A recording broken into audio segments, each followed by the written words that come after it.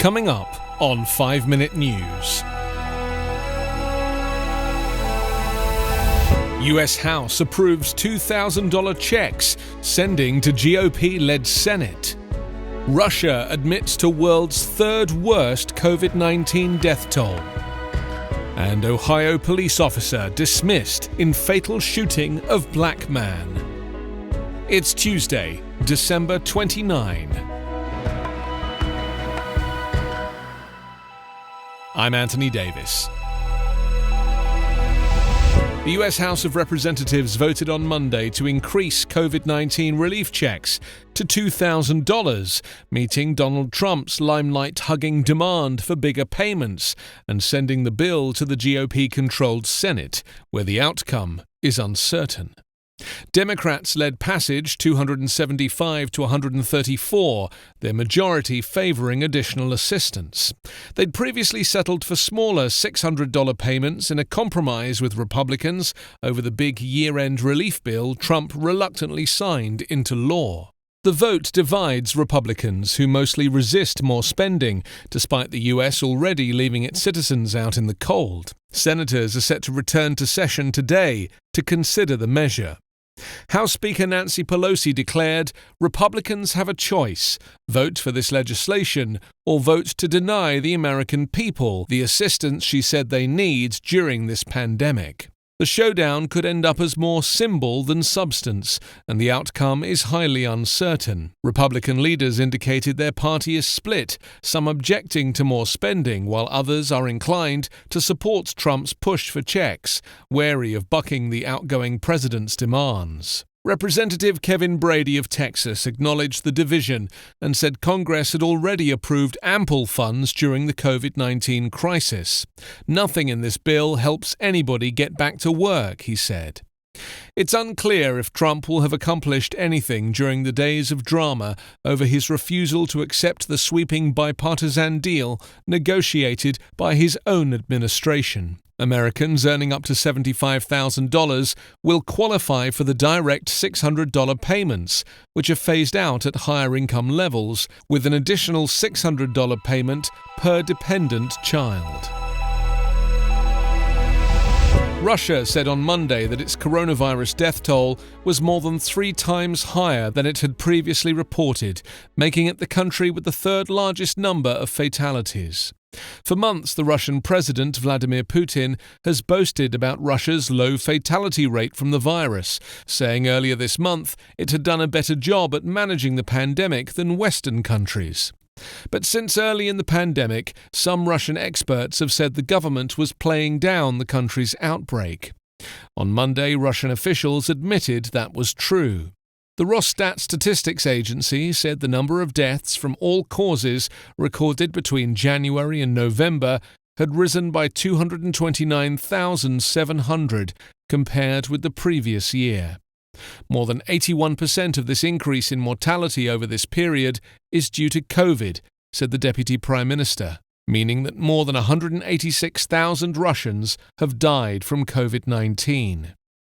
Russian health officials have registered more than 3 million infections since the start of the pandemic, putting the country's caseload at 4th highest in the world. But they had only reported 55,265 deaths, a much lower fatality rate than in other badly hit countries. Russia has been criticized for only listing COVID deaths where an autopsy confirms the virus was the main cause. Rosstat's new figures mean that Russia now has the world's third highest COVID-19 death toll, behind the US with 333,000 and Brazil with 191,000.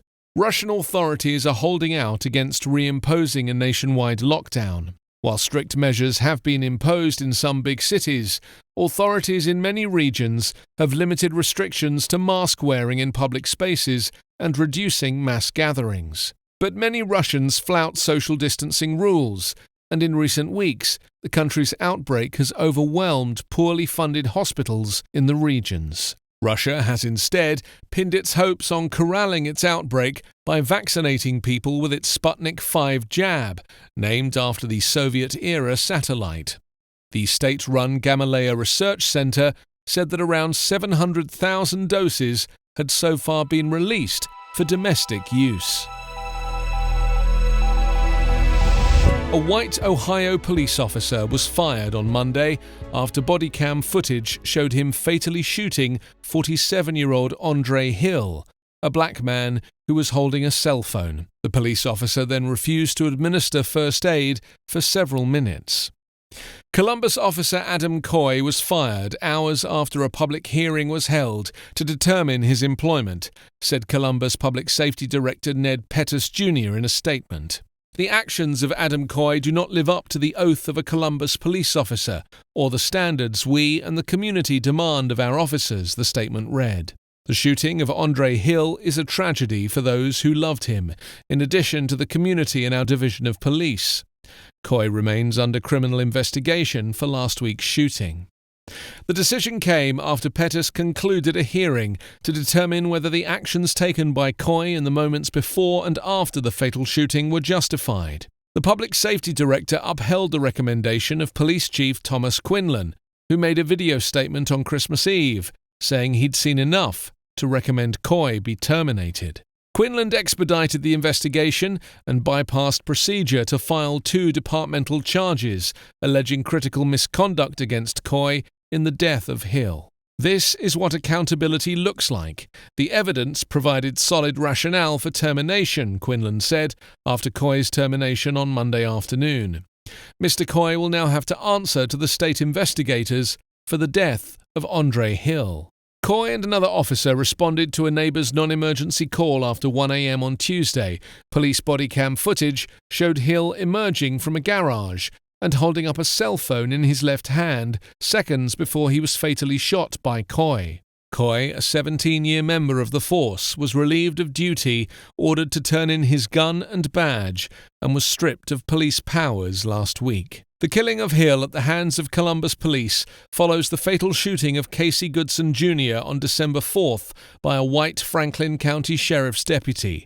The 2 back-to-back shootings have resulted in an outpouring of criticism from advocates and the black community in Columbus for wider and more comprehensive police reform.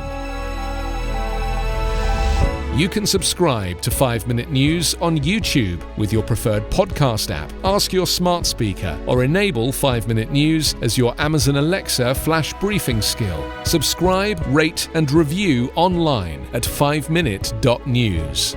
5-Minute News is an Evergreen Podcast covering politics, inequality, health and climate, delivering independent, unbiased and essential world news daily.